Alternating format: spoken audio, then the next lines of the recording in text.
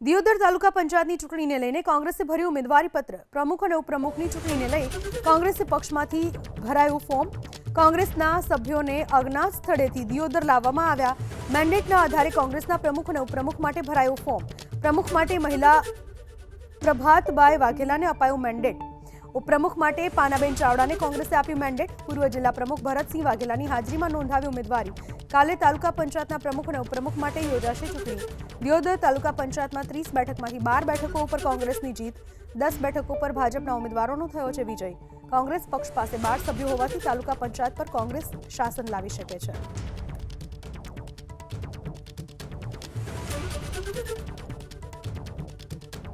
વાત કરીએ વડોદરાની, જ્યાં ડભોઈ તાલુકા પંચાયતના પ્રમુખ ઉપપ્રમુખ માટે ભાજપે મેન્ડેટ જાહેર કર્યું।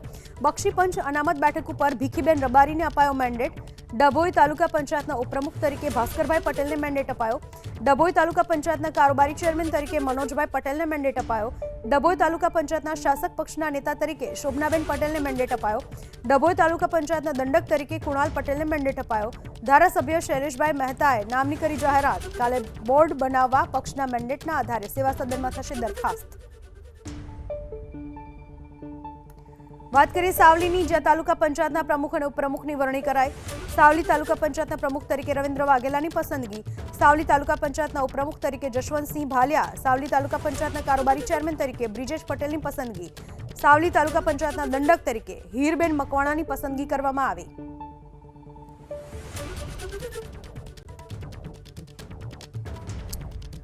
સાવલીમાં પ્રમુખ ઉપપ્રમુખની વરણી કરવામાં આવી। પ્રમુખ તરીકે રવિન્દ્ર વાઘેલા, ઉપપ્રમુખ તરીકે જશવંતસિંહ ભાલિયા, કારોબારી ચેરમેન તરીકે બ્રિજેશ પટેલ અને દંડક તરીકે હીરબેન મકવાણાની પસંદગી કરવામાં આવી છે।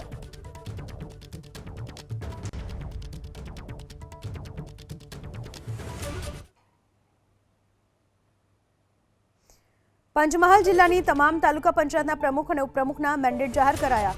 ગોધરા તાલુકા પંચાયતના પ્રમુખ અને ઉપપ્રમુખ સહિતના નામોને જાહેર કરાયા મેન્ડેટ। દંડક, કારોબારી સહિતના વિવિધ સમિતિના ચેરમેનના નામનો મેન્ડેટ જાહેર કરાયો।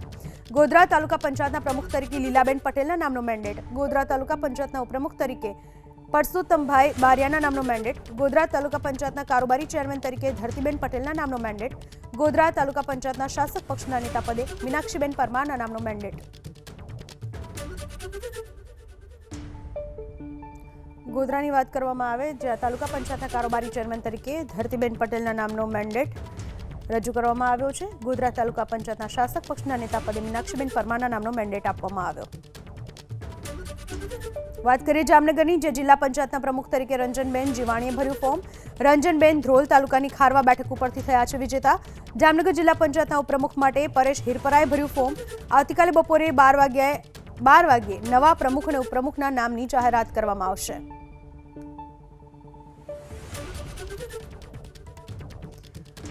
આવતીકાલે ગાંધીનગર જિલ્લા પંચાયતના પ્રમુખ ઉપપ્રમુખની ઔપચારિક જાહેરાત થશે। પ્રમુખ અને ઉપપ્રમુખ માટે ઉમેદવારી ફોર્મ ભરાયા। કાલે ગાંધીનગર જિલ્લા પંચાયતની પ્રથમ સામાન્ય સભા મળશે।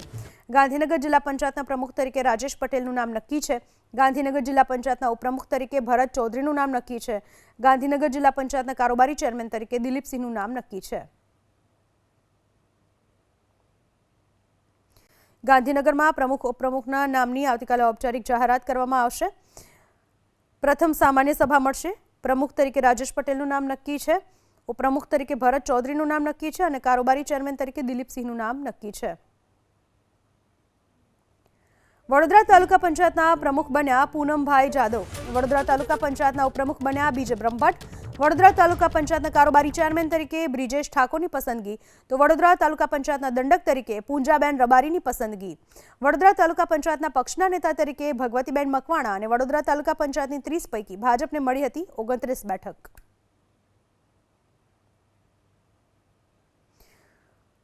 વડોદરામાં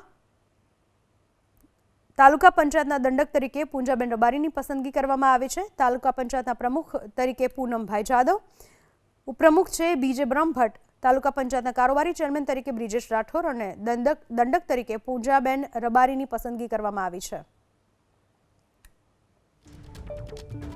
રાજકોટ જિલ્લા પંચાયતના પ્રમુખ અને ઉપપ્રમુખની જાહેરાત। રાજકોટ જિલ્લા પંચાયતના પ્રમુખ બન્યા સંજય પીપળિયા। રાજકોટ જિલ્લા પંચાયતના ઉપપ્રમુખ બન્યા સામત બાંભવાના। સંજય પીપળિયા આવે છે કોળી સમાજમાંથી અને સામત બાંભો આવે છે ભરવાડ સમાજમાંથી।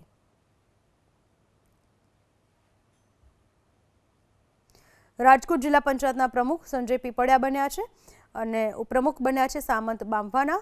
સંજય પીપળિયા કોળી સમાજમાંથી આવે છે અને સામંત બાંભવા ભરવાડ સમાજમાંથી આવે છે.